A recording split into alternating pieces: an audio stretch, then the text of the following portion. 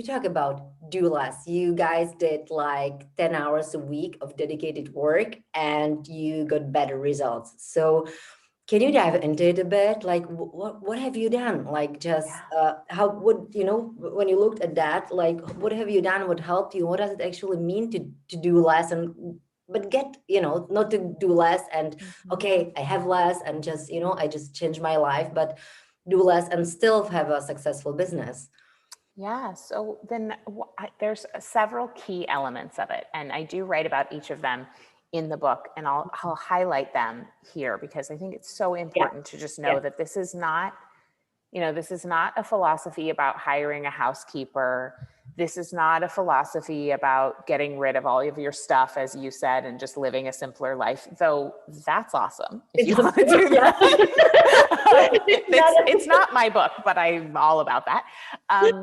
This is really about working with ourselves to optimize our energy. This is a book about energy management, and we have been taught to manage the wrong resource, which is time. But if we manage our energy, we have enough time for everything that matters, and we feel we're just not stressed out in that same way. I don't think we can eliminate stress in our lives, but I think we can minimize it and become more resilient in its presence. So the first thing that I really recommend people take a look at is their 80-20. So 80-20 rule is Pareto's principle.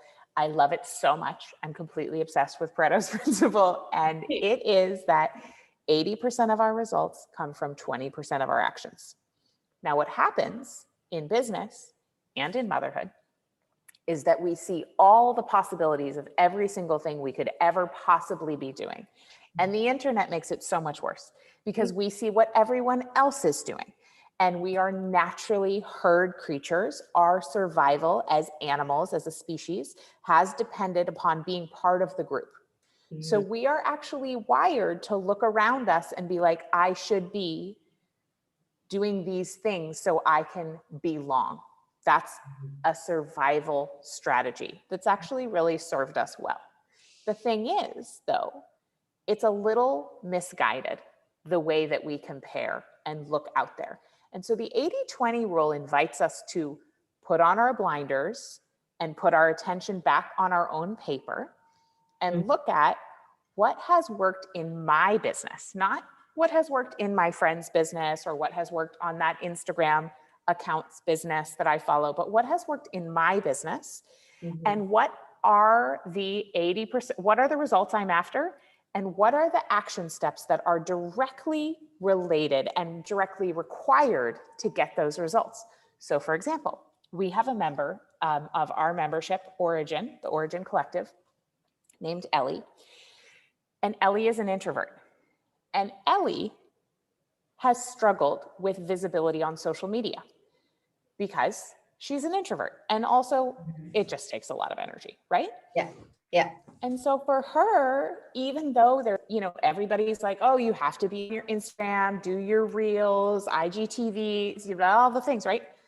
For her, she learned search engine optimization because optimizing the search engines and delivering customers right to her door who were searching for her anyway was way more sustainable for her and allowed her to tap into a 20% that would get her 80% of the results and work with her own rhythms, her own personality, her own blueprint of who she is and what she wants. And so that's an example of, for me, an example is I did my 80-20 analysis, which I walk you through how to do it in the book. And I saw that my biggest results were always connected to creating content and connecting with people. So doing something like this, I'm very clear, is part of my 80%, is part of my 20% that gets me 80% of the results. And I looked at that and it really helped me to identify what my team needed to take on and also what we could just stop doing completely. Because there are literally an infinite number of things we could be doing, and not all of them are what you need to be doing. So one of the easiest ways to release pressure in our lives is to stop doing so many things. Yeah. It's just really like, yes, we're all going to have a lot to do. That's just how it is.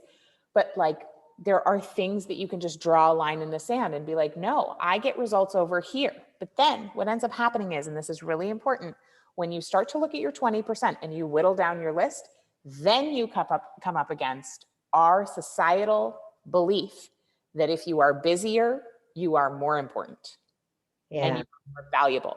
Because Yeah. when you begin to reduce your things, you don't have as much to do.